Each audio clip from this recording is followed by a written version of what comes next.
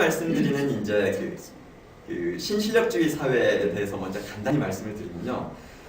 실력주의 사회에 대한 오해에서는 이게 있습니다. 우리는 실력을 갖춘 사람이 결과를 가져오는 것에 대해서는 정당하다고 생각하는데, 제가 최근에 쓴 글에서는 왜 거기에 함정이 있는가, 어떤 오해가 존재하는가를 밝혀내고 있습니다.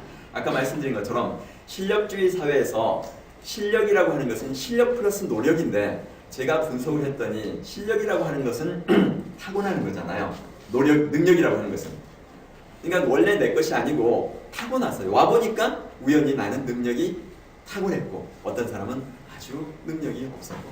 그 다음에 노력이 들어가는데, 이 노력이라는 것도 조사를 해봤더니 상당 부분은 자기 본인의 노력도 들어가지만, 노력하는 것 자체, 즉 몰입할 수 있는 역량, 집중하는 역량도 상당 부분 타고난 부분이 있습니다. 그래서 이 세계를 지배하는 이런 사람들에게 당신이 번 돈, 그것은 당신이 순수하게 노력해가지고 버는 걸로 착각하고 있는데 그게 아니더라. 그걸 밝혀서 지금 이번에 미국의 뉴욕에서 갑부들이 우리의 세금을 더 걷어가 달라 이렇게 얘기했다고 하는데, 그것은 이 실력의 근원에서, 실력주의 사회에서 지금 자기들이 전 세계의 돈을 다 긁어 모았는데 봤더니 나의 실력이라고 하는 의미가 내 노력의 결실이 아니고 상당한 부분은 이미 주어진 것의 결실이기 때문에 그 부분에 대해서 국가와 사회가 좀 더 세금으로 걷어가도 좋다, 이런 의미로 그들은 그 주장을 합니다. 근데 여기서 지금 아까 얘기했던 사교육비 문제가 됐든 우리 사회의 학벌 문제가 됐든 교육 전쟁, 사회 양극화, 이런 모든 것들은 결국은 실력주의 사회가 낳은 문제다, 이렇게 얘기를 할 수 있는 거죠. 그럼 여기에서 왜 그 얘기를 하냐면요, 현 정부가 학벌 타파를 통한 능력주의 사회 구현을 주장합니다. 그런데 학벌을 타파하면 능력주의 사회가 올 줄 알았어요. 예를 들면 노무현 정부 때는 그래서 뭘 했나요? 학벌 타파를 위해서 뭘 했죠? 법학전문대학원 제도를 도입했습니다. 그러면 능력주의 사회가 올 줄 알았는데, 요새 지금 언론에 보도되고 있죠. 부정입학, 신세습 사회가 되어버리는 거예요. 능력주의 사회가 오는 게 아니고. 왜 그런 결과가 오냐면, 실력주의 사회는 어떤 사회냐면 실력 있는 사람이 다 모든 걸 갖는 사회라고 그랬잖아요. 그러다 보니까 우리 사회는 미국하고 달라요. 미국은 크리덴셜리즘, 그래서 학벌 사회 혹은 학력주의 사회라고 하는데, 미국에서 크리덴셜리즘이라는 말이 성립할 때 기본 가정이 뭐냐면요, 실력과 대학 졸업장이 서로 괴리된다는 게 기본 가정입니다. 그 사회가 요구하는 실력이 뭐가 됐든 대학은 그걸 길러줄 겁니다. 그런데 대학이 길러줬다고 하는 실력하고 졸업장하고 괴리가 된다는 거예요. 그 이유는 하버드 대학은 지일 리스트라는 것까지 있을 정도예요. 왜 얘네들을 뽑았는지 설명하지 않는 아이들 28명을 받았다는 증거까지 있을 정도예요. 그 다음에 보면은 우리나라에서도 서울대는 못 들어가도 하버드 들어가는 그 뉴스는 종종 나옵니다.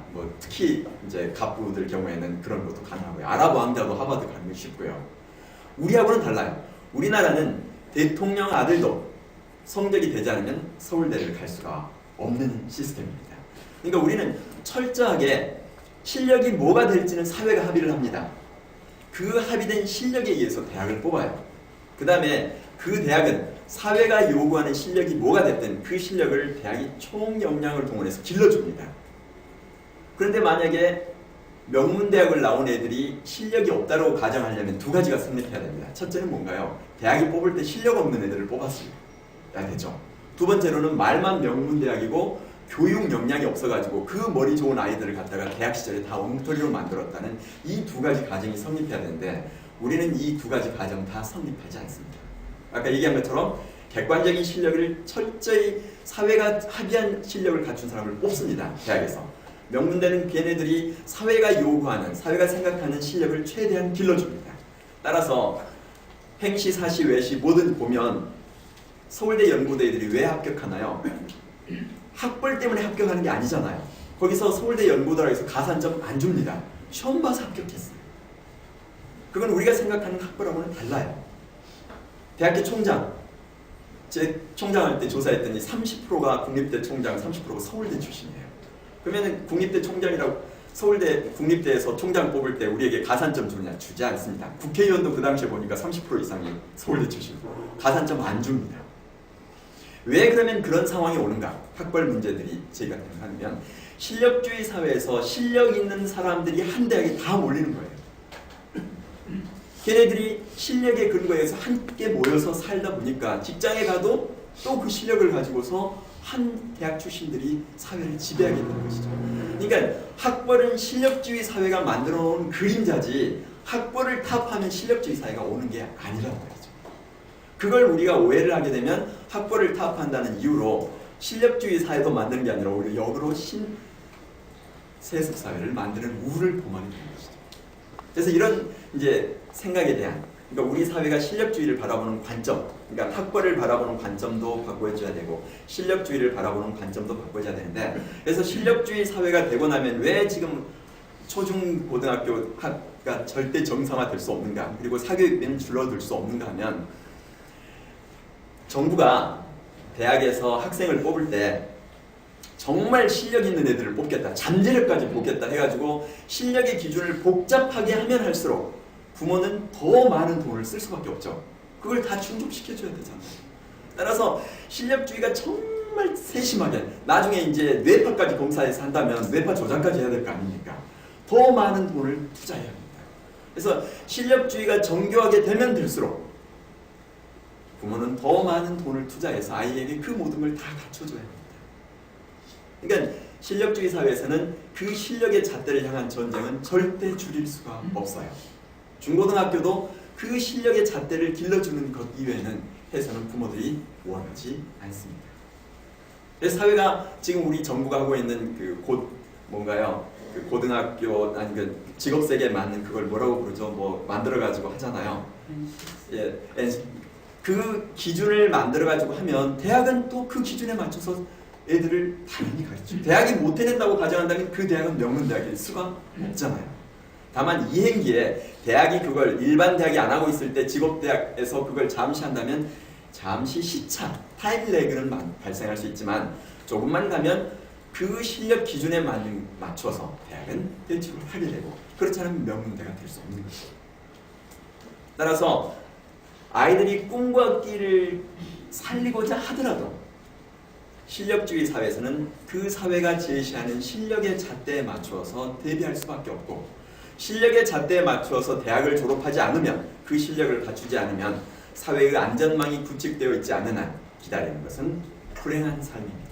헌법이 보장하는 행복 추구권이 보장이 되지 않는 한 절대 꿈과 끼를 살리는 교육을 초중고등학교도 할 수 없고 대학도 할 수가 없습니다. 그래서 제가 주장하는 것이 신실력주의 사회입니다. 신실력주의 사회는 실력주의 사회를 완전히 타도하자는 건 아니고요. 근데 그 마이클 영도 신실력주의 사회를 얘기합니다. 가장 유능한 아이들이 좋은 대학 가는 건 막을 수 없습니다. 가야죠. 좋은 대학 가는 아이들이 사회에 좋은 직업 가는 것도 당연히 가야 합니다. 막을 수 없습니다. 다만 문제는 뭐냐면 그 좋은 직업을 갖고서 자기가 번 소득, 요새는 너무 소득 격차가 크잖아요. 이 소득이 자기 것이라는 오해로부터 벗어나게 하는 것. 그 다음에 사회는 세제 시스템이나 복지 시스템 모든 걸 통해서 그들이 과도하게 많이 번 돈에 대해서는 사회로 세금을 통해서 환원시키는 시스템을 갖춰줄 때만 이 사회는 영속성을 가질 수가 있습니다. 캐나다에 갔더니 의사 친구가 근무 한 2달 하면 한 달 논대요. 왜 그러냐고 그랬더니 그 이상 돈을 벌면 세금으로 다 가버리기 때문에 차라리 가서 한 달 동안 2달 일하고 한 달간 해외 여행 갔다 오는 것이 자기에게 행복을 준다고 합니다. 근데 우리는 의사들이 왜 하루에 150명 환자를 보면서 끝없이 하나요? 어떤 식으로든지 그걸 축적할 수 있어서 그럽니다. 만약에 캐나다처럼 모든 게 투명하게 다 드러나고 만약에 1년 내내 일하면 거의 소득의 7-80% 뺏어가 버린다고 한다면 그렇게 일할 의사는 존재하지 않습니다.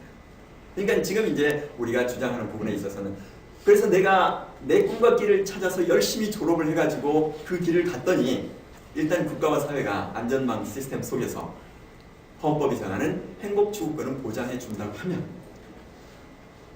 초중고등학교 선생님들도 아이들의 꿈과 길을 개발해서 열심히 네가 가고 싶은 그 길을 가서 행복하게 해라 그래도 국가와 사회는 네가 먹고 살 수 있는 것은 보장한다. 그 속에서 갈 수 있다. 그래서 이러한 그 시스템 전반적인 것을 생각하면서 가야 된다. 그래서 결국은 그때 이제 교육이 해줘야 될 것이 바로 홍익인간 이념에 맞춰서 더불어 사는 시민을 만들어 주는 건데 왜 그게 필요하냐면요.